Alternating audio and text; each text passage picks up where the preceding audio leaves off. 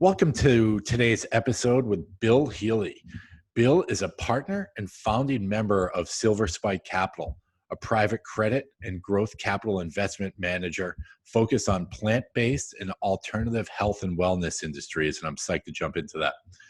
Prior to Silver Spike, he was president of Pantera Capital Management in Menlo Park, California, a leading blockchain venture capital manager dedicated exclusively to digital currencies, applications, and related companies.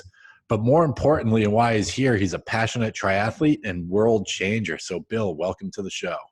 Thank you for having me. So you are a triathlete. You're in the, you're in the money raise business. You're in so many different things.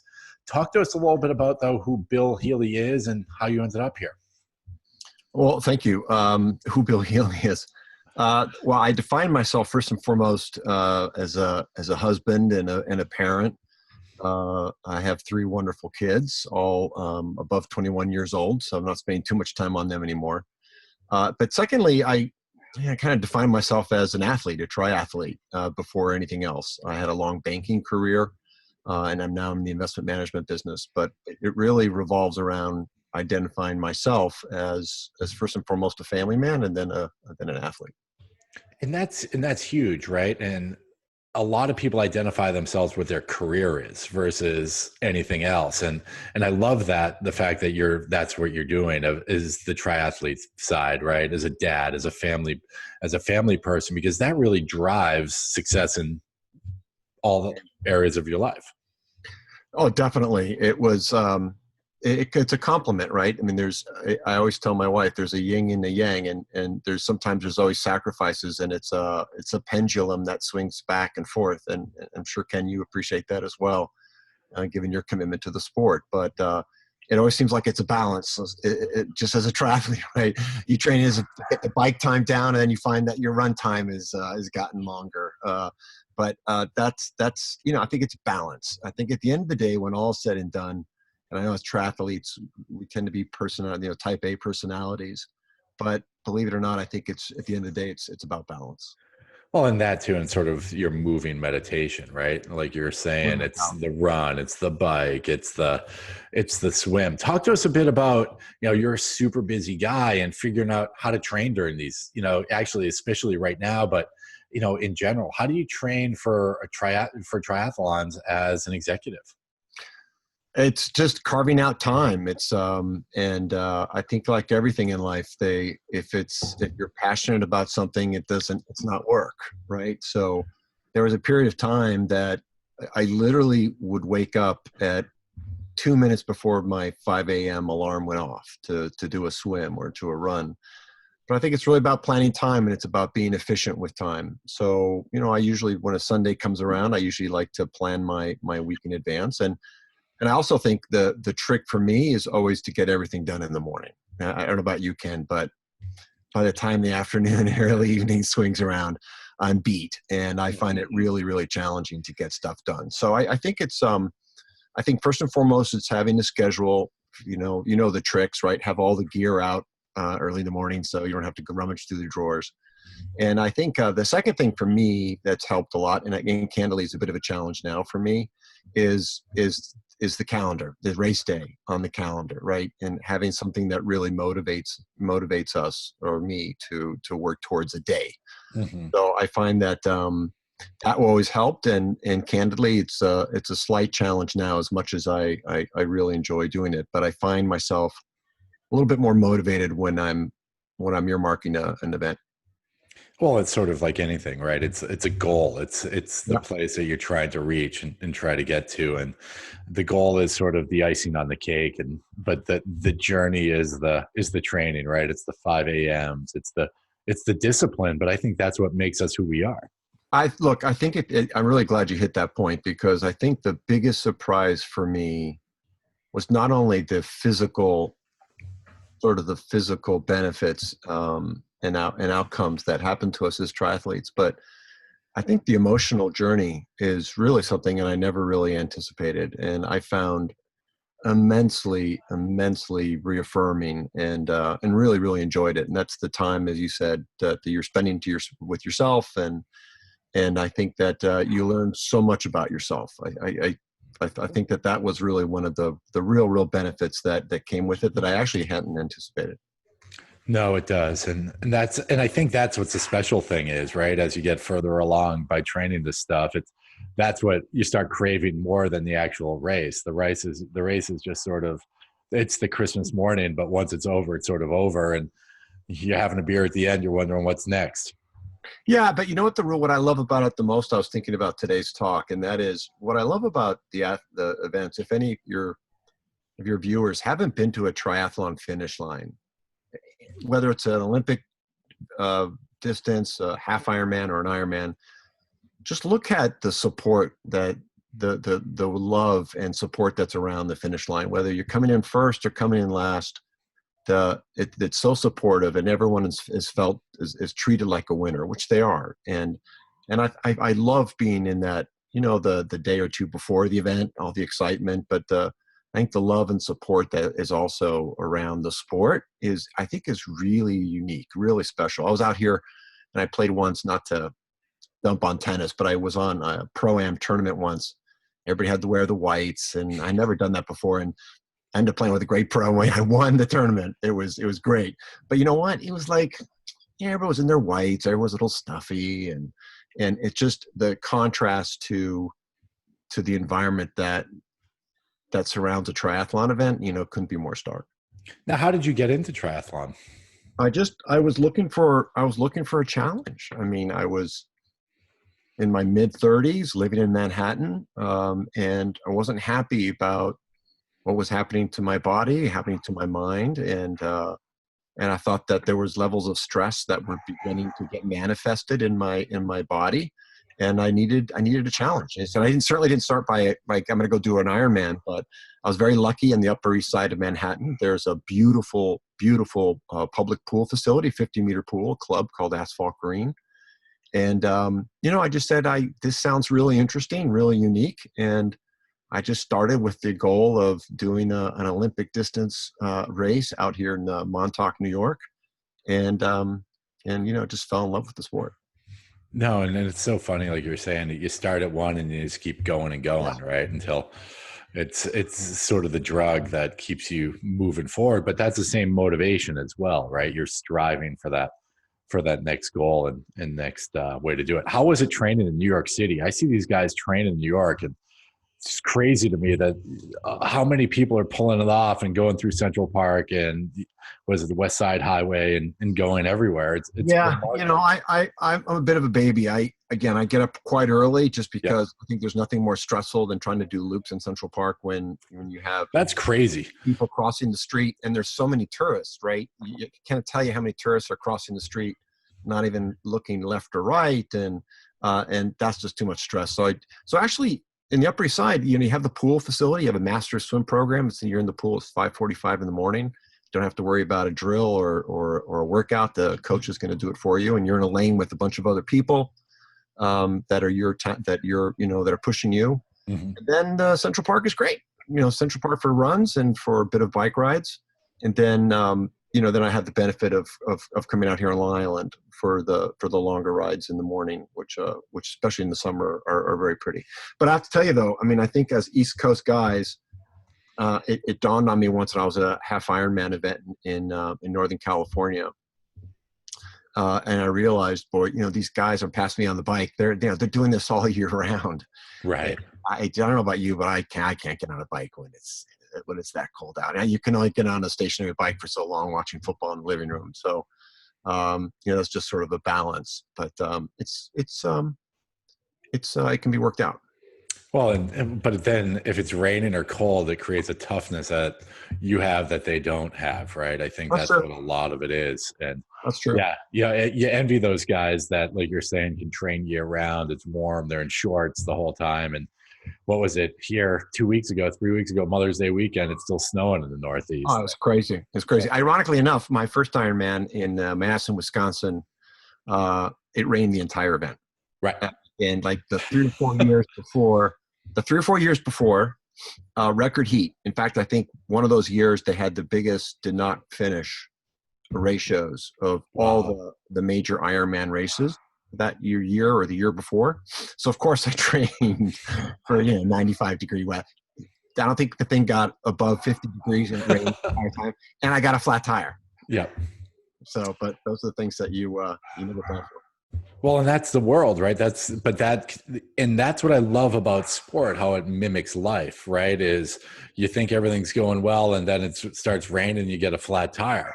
And I'm sure, we'll cross over to the business sector, but there's so many parallels in those. And so how do you feel that sport and health and wellness really contribute to your success, off the bike, as so they say, but in the real world? I think it's confidence that, look, no one loved sitting on a couch at 11:30 at night in college watching David Letterman more than I did. All right. Stupid pet tricks, right, in the top 10. But I think that, what they say, when you cross that finish line, it's something that no one can take away from you. It's yours. And I think gee, if you could do an Ironman, you can do these types of races, then anything else seems kind of like doable, right? So, and I think the one thing that I really, really admire, and that to me is is a very philosophical thing, is that, there's no, when you cross the finish line first, there's no subjectivity to that. So you're sitting down with the boss at the end of the year and you're looking for a discretionary bonus or feedback. There's none of that in sport, right? There, at least in triathlon, that you are your own master, and you compete against yourself with the best that you can do. But there's no subjectivity in sports, which I love the most. And I think that it's about meritocracy, and I think that empowers one when they have these type of athletic accomplishments, and they can use that and translate that into whatever career they pursue. No, it's huge. And I think, like you said, it's a feeling that most people don't understand until they cross a finish line. It's comes, what we were talking about earlier is the emotional piece, right? And that's really what comes across. And I loved what you said there. There's no subjectivity, and for everyone that's crossing the finish line, from the winner to the last place person, they still won. Maybe the second or third place guys don't feel that way because they're actually trying to win the thing. But to everyone else, it is such a major component of that journey. Well, it's funny you say that. I came in second place once by 8 seconds, and my wife always says, especially at the Olympics, she said, the person who won the gold, there is the happiest person on this. Right. They're ecstatic, and the person who got the bronze is ecstatic because they made it to the podium, and the most unhappy person is the person the silver, right? But ironically enough, that has happened to me on more than one occasion. Yeah, that silver is the first loser. Exactly. So right, and that's the worst one. No, and all my listeners know that my kids ski race, and they're always like, "There's only one winner. No one else is ever happy." Yeah, that's true. It's so true, because it's funny. It's funny. Sorry, it's funny you said about children too, because I think what was really helpful for my children, they were still relatively young, and I would not have been able to do any of this without the support of my wife, who was always really supportive. But I always got out early, and by the time I got back, they were still in their pajamas, waking up or watching television. But I also think it was one of my all-time favorite photographs is me crossing the finish line with my 3 kids running across the finish line with me in Wisconsin. And I think it's helpful for kids to sort of see firsthand the commitment and the work that this entails. And I think that's a positive thing as well. No, I think so too. It's, you're creating role models, and they're seeing their dad in their 40s out there crushing all these younger guys. And it's something that they can aspire to be. I think my kids just think I'm crazy, but but still, no matter what, they still see you doing that. They see the commitment that you're out there, and hopefully take that piece with them. Did any of your kids follow up on the sport? They ski race. They don't bike race or do any of that stuff. They're not there yet, but who knows, right? It's fun to see. It's fun to watch. I think what I'm seeing them is it's starting to click. It's, they're getting better and better, which is all you really want, right? Is here to have a click, to sort of figure out what it takes to be successful. But they're also seeing that the people that are successful in their race and how hard they're working, right? Their competition, and seeing that. And I'm like, hey, you want to get up with, the number 1, number 2 player, you got to be busting your ass harder, longer. and doing it. And, if not, that's okay as well. But if you desire to be there, that's what you got to do. Yeah, but all three of my children were favorably impacted through their upbringing in sports. We always really supported it if that's something they wanted to do. But two of my three children end up being NCAA student athletes at Nice. three schools. But it really, really, really played a very important role in their upbringing and formation of their, of their character.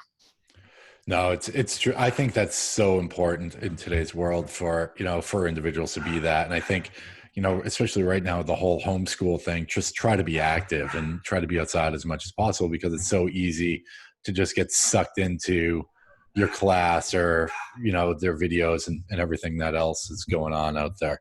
And if anyone hears me, sorry, my dog's barking, but trying to negate that as best I can.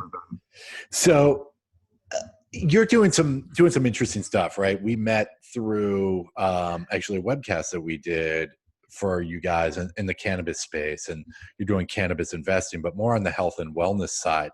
Tell us a little bit about, because this is a fascinating topic across all levels of athletics right now. Talk to us, how you got into that. What are you seeing there? What are the benefits to it? I use CBD oil for recovery, for, a number of different things. I think it's great, but, tell us from your perspective, what you're seeing in the market and the impact that it's making. Well, the one thing I think, and you probably appreciate this as well, the one thing that really made a big impression on me was just the complexity of the human body when you're a triathlete, right? You and I are talking about just before we started, right? Just how the intake of one glass of wine, if you're not doing it, how it can impact you the following morning, and how nuanced and specific the human body machine is, right?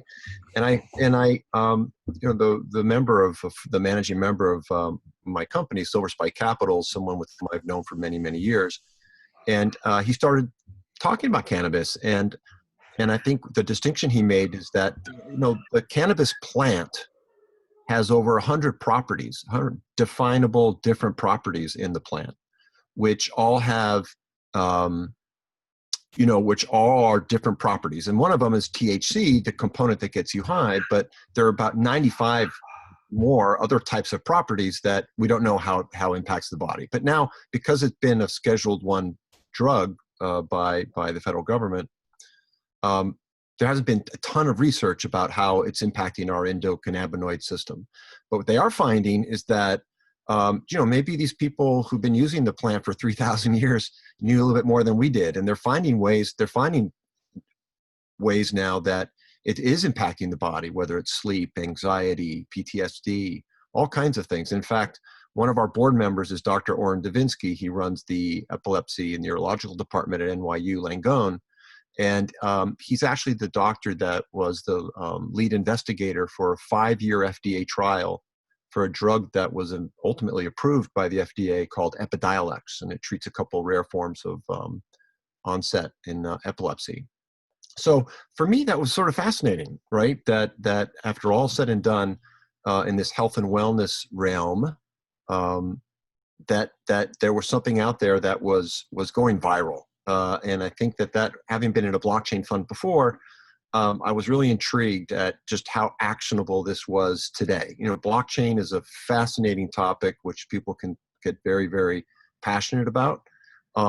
Still down the road a little bit as a technology, but today, you can go at a dinner party, if and when dinner parties are allowed again in our lives, and ask people to raise their hand who somehow, some way are impacted by CBD or cannabis, and whether it's their grandmother or uncle or friend or child, and any kind of use, you might be surprised by how many people raise their hands. So I think there's this grand sort of secular movement taking place about a plant where people are learning that it's impacting the body in different ways. And I think to us, that's just really exciting in terms of the demographics, people getting older, more conscious about health and wellness, people trying to get off opioid addiction.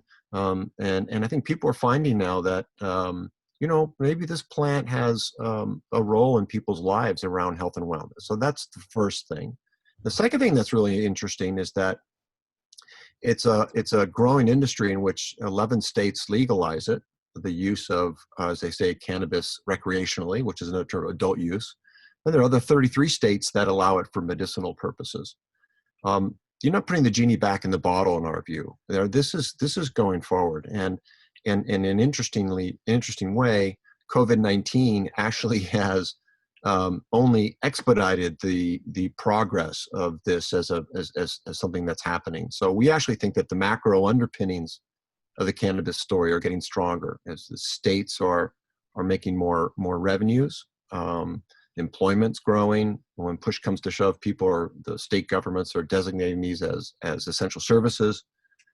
So the story's unfolding, but they have no capital. So Scott Gordon, the managing member of Silver Spike, kind of came to the conclusion, having been invested in it as a founder of an operating business in California, thought, there's just no capital out there. So why don't we build a business around a dedicated investment management team that will be dedicated to all the nuances and complexities of the industry and be a provider of capital. And this sort of resonates with Scott Gordon and myself, that we started our careers in emerging markets in the mid-1980s, when the thought back then that emerging markets would become a multi-trillion-dollar dedicated asset class was really laughable. So we see a lot of parallels in our early days of emerging markets in our careers in cannabis. And we think it's a really, really, really interesting space. No, and I think from the athletic perspective and what we're seeing there, it's big into sponsorship, right? You look at Floyd Landis's, and you look at some of the others that will pop in Barkley, of what your partner was with, and everything. And it's becoming intriguing. And like you said, I think the stigma is gone. People are, they're trying it, they're seeing it. And in Massachusetts, recreational use is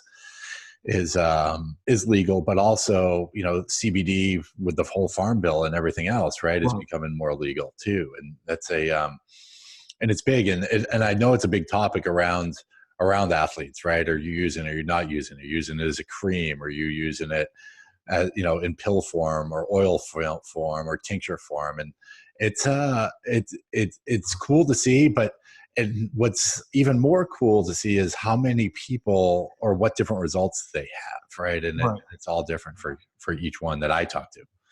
Yeah, it's like vitamins, or it all interacts with the body in slightly different ways. But and look, I think the important thing to distinguish here is that the recreational use will evolve on its own. Just like you can go in a liquor store today and choose from 10 different tequilas, right? There'll be a time where more and more that recreational use will be there and will evolve. But I think the real 800-pound gorilla here is all the other consumer uses of it, for dogs, for anxiety, for sleep, for swelling, for arthritis. Look, it's not a cure-all by any means, but I think that the science is growing. And if you look at the FDA trials for Epidiolex, sort of the precedent has been set. There's an open acknowledgement by the government, the FDA, that in fact, this can help. And to your sports thing, yeah, I think if I'm not mistaken, the NBA is now suggesting that maybe in the drug tests, it's not, if I'm not mistaken, it's not like a black mark, and I think it's just about reasonable use. And I think also people need to understand it's not about these tinctures and these creams and these balms are a combination of CBD and THC. And the use of the balm doesn't necessarily mean that you're getting high from that, and the manners in which you can ingest this and use it. So there's a huge education process that needs to take place as well. But I think the most important thing to note is it's a growing use case, and get educated a little bit about it. We all grew up with a certain stigma, and it's just an interesting space. It really, really is. No, and I know WADA actually has, I don't know about the THC piece, but the CBD piece, they allowed that now in blood tests, right? So there's a whole step in the right direction for that, because of so many people that are using it for recovery, and instead of taking ibuprofen. And my 70-year-old mom, I gave her some cream. She's like, wow, this is the best stuff ever. She'll probably like bathing in it at this point and probably go broke, but and using it. But I think what you guys are doing is pretty cool, and where this is going to go. And that's where, that's why I wanted to have you on the show, because it's sort of the crossover of, health and wellness, the emerging market, and you being an athlete sort of brings it all together. And that's, Yeah, and yeah, that's what's exciting. yeah. It is. I think that I think being in the space and yet being an athlete, people might look at that and sort of think of it as contradictory, but nothing could be farther than the truth. It's actually very interrelated, as you mentioned. Oh, definitely. So we're coming up here on a half an hour. I know you get a call that you got to jump here pretty soon, but where can people find out more about you, what you guys are up to? I'd love to, have the listeners be able to, find you guys. Thank you very much. I appreciate that. So it's not hard. It's Bill at silverspikecap.com. Otherwise, you could probably find us on the web at silverspikecap.com, and we'll be more than happy to answer any questions or just to learn more about the space. It ain't going away, and be more than delighted and happy to take anyone's calls to ask more about the space, learn more about the space. Perfect. Bill, thank you for being part of this. I really appreciate it. It was a joy. I sort of continued in my education in this space as well. So I really appreciate it. And I'm sure all the listeners will appreciate it. Thank you again for having me. And if anyone has any questions, comments, concerns, feedback, feel free to email me at ken@executiveathletes.com. Hopefully we'll be out of the COVID situation when this is posted, but if not, hang in there, train hard, and go make it happen. Thanks for listening. Make sure you subscribe. Have some fun. Talk to you later.